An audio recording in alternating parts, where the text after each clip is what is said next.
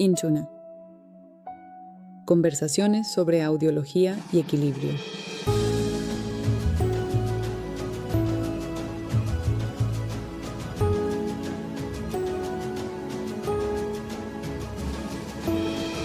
Un podcast de Inventis. Bienvenidos a todos a este nuevo y primer podcast de Inventis. Para celebrar nuestro 20º aniversario, hemos decidido hacerles un regalo. Por eso hoy estoy con el profesor Vincenzo Marcelli, un especialista en audiología y con un doctorado en fisiopatología de la comunicación audioverbal. También es profesional y consultor en el Departamento de Audiología de la Universidad Federico II de Nápoles. Estamos muy contentos de iniciar esta nueva iniciativa. Hola, profesor. Un gusto. Hola a todos. Profesor, ¿cuánto tiempo lleva trabajando en el campo vestibular y cómo surgió su interés por esta rama tan específica de la medicina? Bien, llevo trabajando más de 30 años y, como suele ocurrir, el comienzo fue totalmente informal. En la práctica, el colega que se ocupaba de la vestibología en el policlínico decidió marcharse y de repente me vi catapultado a un mundo del que no sabía absolutamente nada. Al principio hubo grandes dificultades. Estamos hablando de los años 1990 a 91, cuando Internet no existía, así que buscar trabajos o artículos relacionados con la materia era realmente complicado. Había poquísimos textos y muchos de ellos estaban incompletos, por lo que fue bastante complejo alcanzar un conocimiento suficiente. Me ayudó mucho el recorrer varias universidades, sobre todo Florencia, con el profesor Pagnini, la doctora Giannoni, y luego, poco a poco, otras instituciones como Módena, con el recordado profesor Guidetti, Marco Manfrini en Pavía, Daniele Nuti en Siena. Todas personas que han hecho historia en la vestibología en Italia.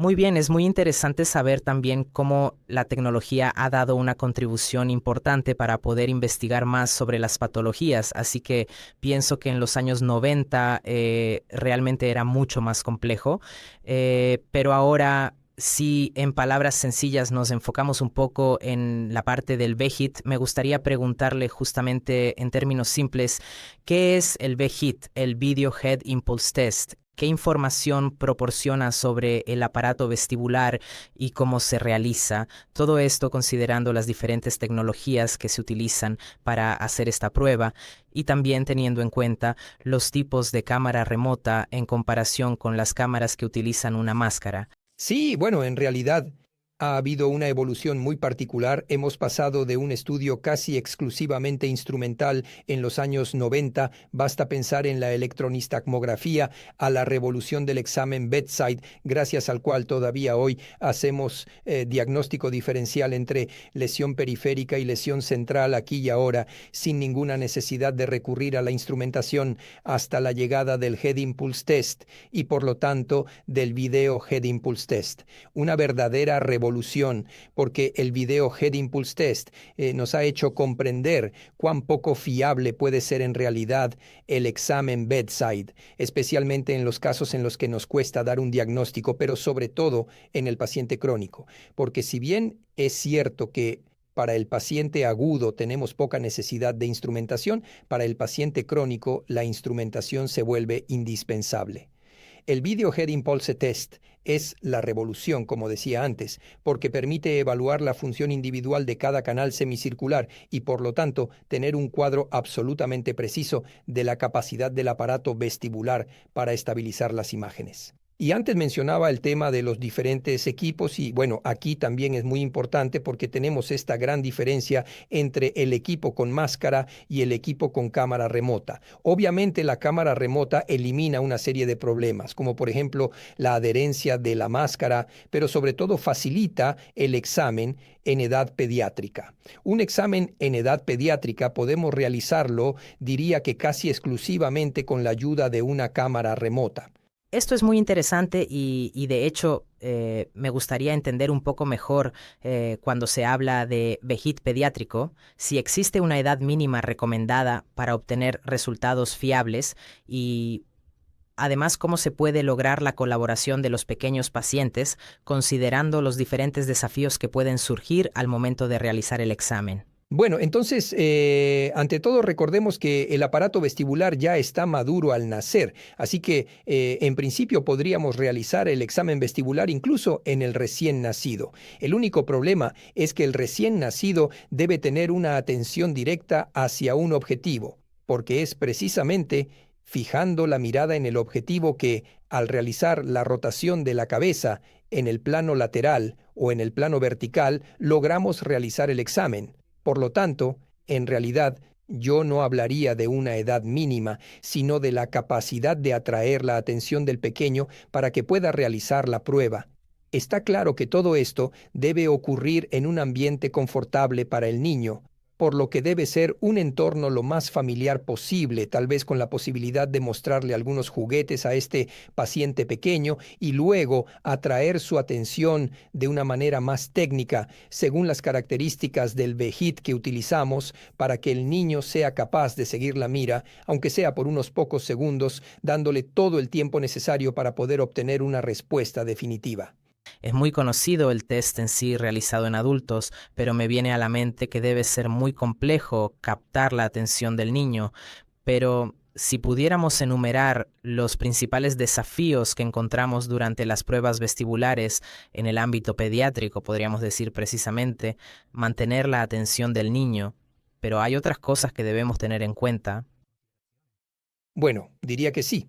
Por extraño que parezca, lo único que se vuelve indispensable es la paciencia del profesional. Es decir, debemos estar ahí, saber gestionar los tiempos que el niño puede dedicar activamente a la realización de la prueba, pero al mismo tiempo, aún con mayor atención, gestionar los momentos en los que el niño no tiene esa capacidad de atención, por lo que hay que dejarlo jugar, darle un juguete, distraerlo de alguna manera, hasta que luego, de forma diferente, incluso con estímulos distintos, logremos captar su atención. Así que, en realidad, no es una dificultad técnica, sino cuánto queremos realmente seguir una prueba, y eso marca toda la diferencia del mundo. Excelente. Me gustaría profundizar aún más en los detalles de esto, pensando en las personas que nunca han visto una prueba de VHIT en el ámbito pediátrico. Me gustaría preguntar más que nada cuáles son las principales diferencias que ha observado en el VHIT durante el examen tanto en niños como en adultos. Por un lado, desde el punto de vista técnico, me refiero a cómo sería el protocolo o el procedimiento que se debe seguir para realizar el examen, y también a nivel interpretativo, si los resultados que debemos esperar son los mismos o si debemos esperar resultados diferentes entre niños de 6 meses, de 5 años y de un adulto. Bueno, es una pregunta cuya respuesta no es sencilla. Ahora haré una brevísima introducción. Como sucede en las ABR y en los VEMPs, ante todo, cada uno de nosotros debería construir su propia evaluación estudiando a los niños y creando sus propios valores de referencia. Me explico mejor. Si sabemos que en el adulto un ocular VEMPS tiene una latencia de 10 a 13, por poner un ejemplo, esto podría no ser así en el niño, y por lo tanto, primero debemos construir nuestros propios valores de referencia. Lo mismo ocurre con el VHIT, por lo que deberíamos, ante todo, evaluar a niños sanos y entender si realmente existen diferencias con el adulto. Nuestra experiencia dice que, en esencia, no hay ninguna diferencia. Es obvio que la respuesta del niño puede ser, a veces, muy bien ejecutada y otras veces no tanto, pero por otro lado, la máquina que utilizamos nos permite precisamente evaluar el video de la grabación, y si en ese video nos damos cuenta de que el niño ha perdido el enfoque, no por una patología, porque se vuelve muy claro si el niño pierde el enfoque por una patología o porque se ha distraído. Entonces, digamos que la elaboración es quizás un poco más compleja respecto al adulto, porque requiere, por ejemplo, eliminar algunas respuestas que claramente falsearían el cuadro. Pero también quiero recordar una cosa. También hay que entender qué queremos decir con niño, porque gracias a esta máquina, cuando hablamos de niño, realmente nos referimos a niños muy pequeños, de 8 a 9 meses, pero ya un niño de 3 años es capaz de realizar el examen perfectamente en todos los planos, con respuestas que son comparables a las de un adulto. ¿Por qué?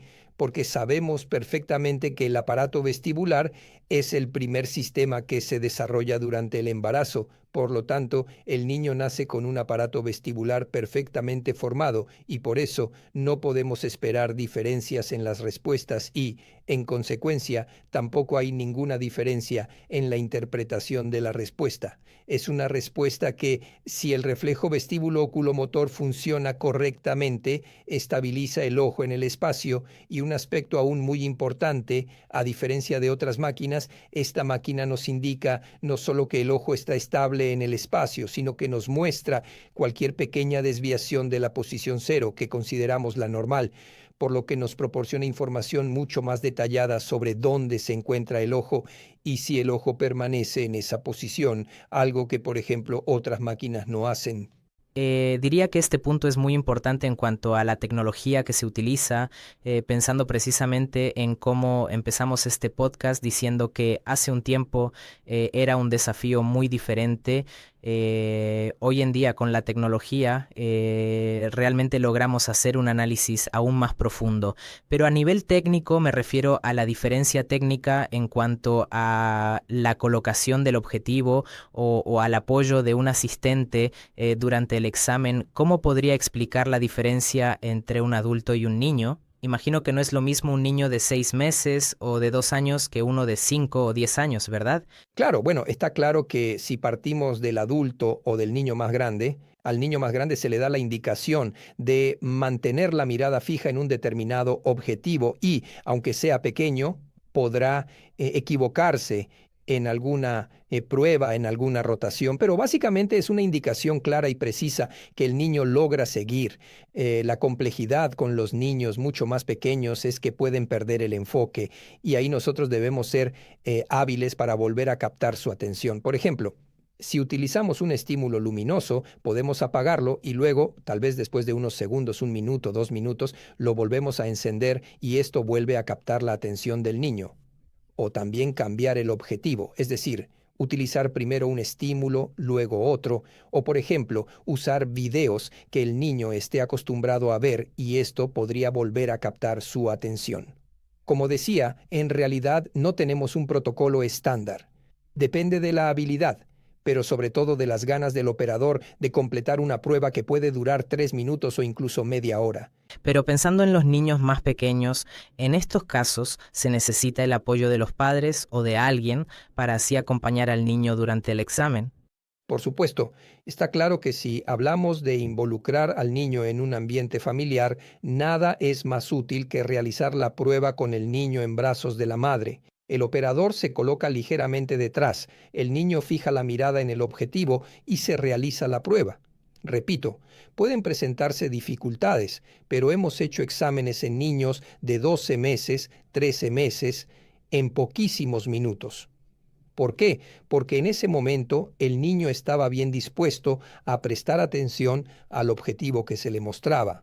Por lo tanto, un ambiente familiar y sobre todo hacer que el niño se sienta cómodo. Imagino que es muy importante que el niño esté bien colocado para que pueda seguir completamente el examen sin perder la concentración en el objetivo.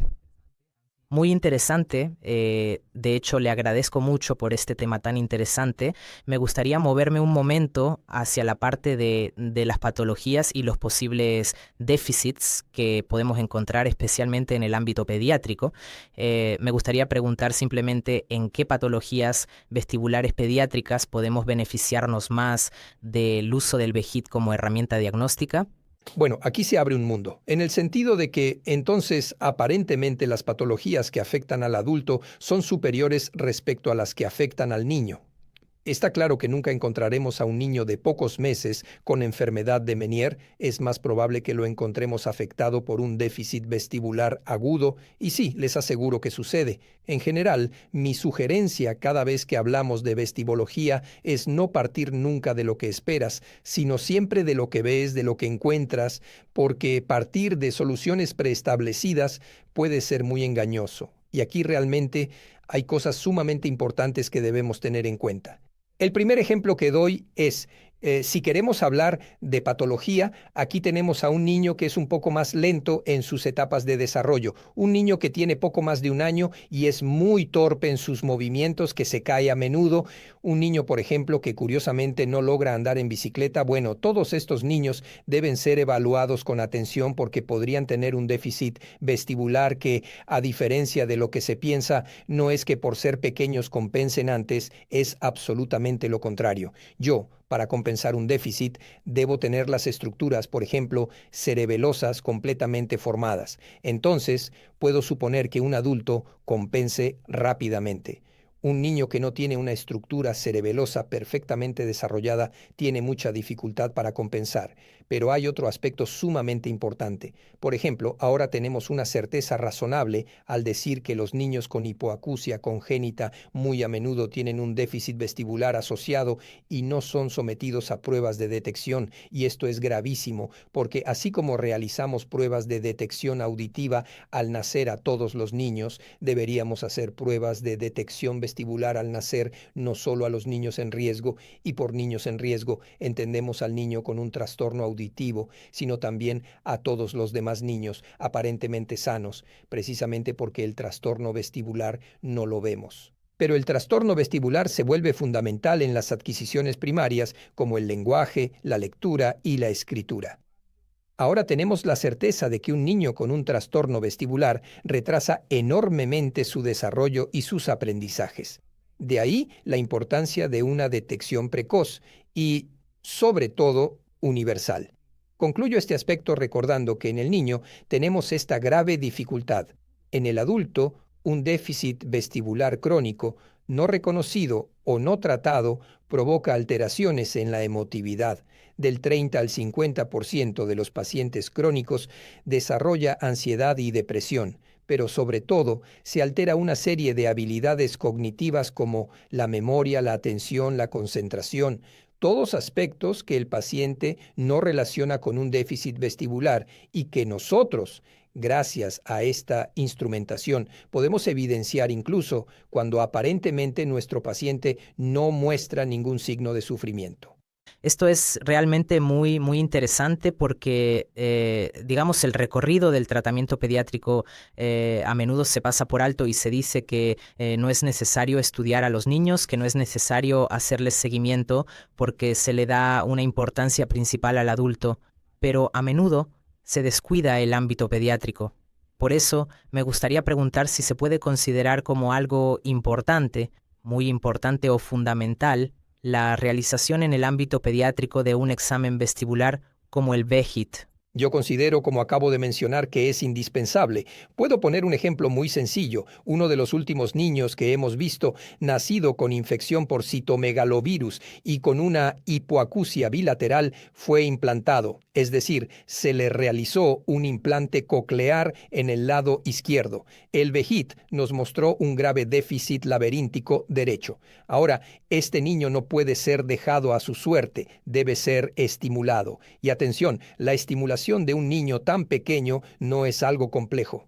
Basta con tener un carrusel, un columpio, una colchoneta elástica, un suelo. Creo que todos en casa tienen un suelo, donde hacer rodar al niño un poco hacia la derecha, un poco hacia la izquierda, hacerlo saltar en una colchoneta elástica, hacerlo ir en el columpio tanto en dirección antero-posterior como lateral-lateral. Digamos que son todas actividades extremadamente sencillas, pero que tienen un papel fundamental en favorecer la recuperación del niño. Y atención, aquí tenemos otro aspecto fundamental, y es que cuando nos encontramos ante un niño con un trastorno del aprendizaje, tenga o no un trastorno a nivel vestibular, esta actividad vestibular se vuelve indispensable. Es decir, se ha demostrado y lo demuestra. Les doy un ejemplo muy sencillo. En Kazajistán, probablemente ni siquiera las madres saben por qué se hace, pero en Kazajistán a los niños con síndrome de Down se les somete a unas estimulaciones impresionantes. Es decir, las madres literalmente los toman en brazos y los hacen girar en el aire de todas las formas posibles e imaginables. ¿Qué se ha demostrado? Se ha demostrado que los niños con síndrome de Down, sometidos a esta estimulación, tienen capacidades cognitivas notablemente superiores a los niños que no reciben este tratamiento. La estimulación vestibular es como una llave para acceder a las habilidades cognitivas de estos niños. Y naturalmente, si esto es cierto, y lo es, imaginen lo que significa realizar una actividad de estimulación vestibular en niños con trastornos de aprendizaje. Y atención, no estamos hablando de fenómenos raros, estamos hablando de un fenómeno que afecta aproximadamente al 8% de los niños, así que imaginen lo que significa encontrar una modalidad divertida para el niño, que es la del juego, que consiste en decirle que ande en bicicleta y con un resultado increíblemente importante en la mejora de estas capacidades. Esto del Kazajistán es algo completamente nuevo para mí y creo que para muchas personas no es conocido, así que realmente es muy interesante. Creo que luego buscaré más información sobre este tema. Si retomamos el Video Head Impulse Test y también otro aspecto relacionado con la rehabilitación y el seguimiento del paciente, ¿cómo podría incluirse el VHIT en el proceso de seguimiento y rehabilitación vestibular en el ámbito pediátrico? Sí, este también es un aspecto complejo, en el sentido de que, obviamente, si nos encontramos ante un niño con un déficit en uno o más canales semicirculares, la esperanza de todos es favorecer la recuperación de la función del canal en este caso, para que el reflejo vuelva a la normalidad. Desafortunadamente, esto no siempre ocurre, tanto en adultos como en niños. Y entonces, ¿para qué sirve la rehabilitación, que en este caso se convierte en una reeducación? Bien, sirve para el mismo ejercicio que intentamos utilizar para favorecer la recuperación de ese receptor que no funciona bien. En realidad, si este receptor está destinado a no recuperar más su función, el mismo ejercicio se convierte en una forma de reeducar el sistema, permitiendo que el propio sistema funcione de la mejor manera posible, incluso con un laberinto que no funciona bien, enseñando al paciente cómo aprovechar las otras aferencias, que son las visuales y las propioceptivas. Así que ven cómo al final es necesaria una evaluación integral de este paciente, ya sea adulto o niño, recordando, sin entrar demasiado en detalles, que hoy en día la rehabilitación vestibular, pero en realidad cualquier tipo de rehabilitación, debe llevarse a cabo con un papel absolutamente activo por parte del paciente. Se ha demostrado que si en un paciente realizo una rehabilitación vestibular sin activar lo que se denomina Central Executive Network, es decir, las estructuras cognitivas que son las que finalmente deben tomar las decisiones, si no reeducamos activando también estos sistemas, se ha demostrado que el resultado es notablemente inferior. Por lo tanto, es una tarea compleja, diría que solo aparentemente, pero que debe tener en cuenta una serie de matices, a veces incluso muy alejados de lo que parece ser un aparato vestibular que, como sabemos, ya no tiene solo un papel en el mantenimiento de nuestro equilibrio, sino que desempeña un papel sumamente importante en muchas otras actividades. Basta un ejemplo, el lóbulo posterior del hipocampo de los taxistas está mucho más desarrollado que el lóbulo posterior de los conductores de autobús, y la única diferencia entre ambos es que el taxista, al recorrer siempre calles nuevas, estimula el aparato vestibular que está directamente conectado con el hipocampo y con la memoria espacial, y por lo tanto este hipocampo se vuelve más voluminoso. Los conductores de autobús siempre hacen la misma ruta, así que no existe este mecanismo. Así que ven cómo la simple actividad de utilizar información diferente lleva a una enorme reorganización cerebral, que en este caso se manifiesta con el aumento de volumen del hipocampo. Gracias, profesor, por todos estos aportes tan diversos que nos ayudan a crear una pasión por la vestibología. Y me gustaría preguntarle si podría contarnos un caso clínico que le haya impactado especialmente, en el que el Video Head Impulse Test haya tenido un papel determinante en el diagnóstico o en el tratamiento del paciente. Bueno, sí, digamos que es un caso realmente muy particular, sobre el cual al final solo pudimos llegar a una conclusión definitiva gracias al VHIT. Es la historia de un niño de 12 años bien evaluado por un colega que me llama y me dice, mira, vi a este niño hace un mes, tuvo un déficit vestibular agudo bien documentado, pero me gustaría que tú le echaras un vistazo porque ahora ya no veo más signos. No quisiera que en el BHIT saliera algo que yo no veo, pero lo realmente grave de este niño es que ahora ya no puede mantenerse en pie, es decir, literalmente no puede estar de pie. El niño llega a mi consulta, efectivamente camina con muchísima dificultad, tiene que ser ayudado por los padres. Cuando veo un cuadro tan complejo, entre otras cosas, intento que el niño escriba, pero la escritura es absolutamente ininteligible, así que empiezo a investigar un poco más. Bien, obviamente espero que el BHIT revele algo importante, pero en realidad el BHIT es absolutamente perfecto, como todo el resto del examen vestibular. Así que empecé un poco a desviar la atención precisamente gracias a los resultados del BHIT, hacia fenómenos y mecanismos extravestibulares, y entonces comencé a hablar un poco con los padres, pero Giuseppe, el nombre del niño, ¿pero qué hace Giuseppe? ¿Él va con gusto a la escuela? Y lo único que se desprende de esta historia es que, efectivamente, Giuseppe no va con gusto a la escuela. Cualquier excusa es buena para no ir a la escuela, me dicen. Piensen que ahora lleva más de un mes sin ir a clase. Entonces, le hago una señal al papá para que salga con Giuseppe y hablo con la madre. Le digo, mire, en este momento Giuseppe no tiene ningún trastorno, así que tratemos de entender bien qué está pasando en la escuela. Tal vez sea un rechazo banal sin ningún significado, pero evaluemos bien qué está ocurriendo. La cosa parecía haber terminado ahí. Al día siguiente la madre me envió un video del niño corriendo por la casa, como si se hubiera desbloqueado desde ese punto de vista. Después de 2 meses, el mismo problema volvió a presentarse y por supuesto los padres continuaron adelante. No quiero entrar en detalles, pero resultó que lamentablemente en la escuela había problemas muy graves, no solo de acoso escolar, sino también de otras situaciones, por lo que, bueno, se aclaró. Tal vez lo habríamos aclarado igual, pero quién sabe con cuánto retraso. Gracias a un estudio atento de este niño, pudimos descartar una causa orgánica y concentrarnos en un componente de naturaleza completamente diferente. Cierto, sobre otros factores que a veces pueden sernos muy útiles para aclarar y excluir todos los casos que pueden estar relacionados con el nivel vestibular e investigar en cambio otros niveles. Me gustaría hacer la última pregunta para pedirle un consejo. ¿Qué recomendaciones podría dar a quienes se acercan al campo de la vestibología pediátrica y desean profundizar en el uso del BHIT? Después de todo lo que hemos dicho hoy, me parece muy interesante porque ahora hay formas de informarse un poco más. Existen varios seminarios web de Inventis Academia y en general mucho material en Internet. ¿Cómo podría o qué consejos podría dar a quienes quieren acercarse al campo de la vestibología pediátrica? Bueno, esta es una pregunta que me toca mucho. Me toca mucho porque, como mencionaba antes, mi formación fue muy compleja. Ahora existe academia, existe internet. Recuerdo que en aquella época, si necesitaba un artículo para estudiar, tenía que ir a la biblioteca. Y una vez allí, pedía 3 artículos y quizás, después de 2 meses, llegaba uno. Ahora el mundo ha cambiado completamente. La vestibología es una materia sumamente fascinante. Tengo una serie de camisetas que uso en el estudio. Una de ellas dice en la espalda, la vestibología crea adicción. ¿Por qué es así? Porque es una materia que te atrapa, te fascina, que tiene 1000 matices y la misma patología es 1000 veces diferente en 1000 pacientes distintos. ¿Cómo hacer para acercarse? Creo que es necesario estar en contacto con el colega.